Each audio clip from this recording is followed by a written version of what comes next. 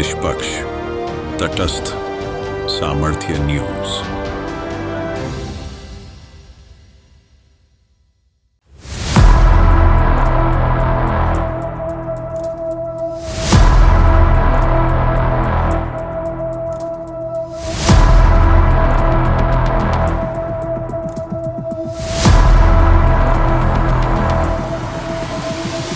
આપ જોઈ રહ્યા છો એ દ્રશ્યો અમદાવાદ શહેરના જુહાપુરાના છે।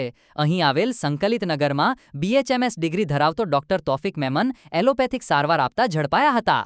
આ ડોક્ટર તૌફિક મેમન ડોક્ટર પાસે ફક્ત BHMSની ડિગ્રી છે, તો એલોપેથિકની સારવાર કોના કહેવાથી અથવા કોના આશીર્વાદથી કરી રહ્યા હતા? તારીખ 1/12/2025ના રોજ આ ડોક્ટર એલોપેથિક સારવાર આપતા AMC દક્ષિણ પશ્ચિમ ઝોનના મુક્તપુરા વોર્ડના હેલ્થ ઓફિસર ડોક્ટર અમિતના હાથે તેમના જ ક્લિનિકમાં રંગે હાથે ઝડપાયા હતા અને હેલ્થ ઓફિસર અમિતભાઈએ કોઈપણ જાતની કાયદાની જોગવાઈ મુજબ કાર્યવાહી કરી નહીં, ફક્ત પાણીનું સેમ્પલ લઈ દેખાવ કરવા ક્લિનિકને સીલ મારી જતા રહ્યા હતા। AMCના ઓફિસર દ્વારા સાચી હકીકત કેમ છુપાવવામાં આવી? ડોક્ટર પાસે એલોપેથિકની કોઈ ડિગ્રી છે જ નહીં, તો તે એલોપેથિકની સારવાર કેવી રીતે કરી શકે? અને જો તંત્રના હેલ્થ ઓફિસરના રંગે હાથે એલોપેથિક સારવાર આપતા ઝડપાય તો કેમ કાયદાની જોગવાઈ મુજબ અન્ય કોઈ કાર્યવાહી થઈ નહીં?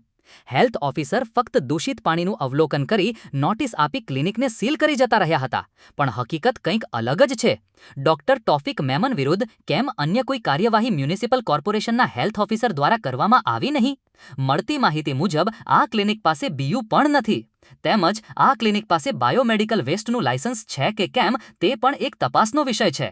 સમગ્ર ગુજરાતમાં આવા ઝોલાછાપ અસંખ્ય ડોક્ટરો જો તંત્ર કડક કાર્યવાહી કરે તો ઝડપાશે, જેથી કાયદો વ્યવસ્થા જળવાઈ રહે અને કોઈનો જીવ જોખમમાં ન આવે।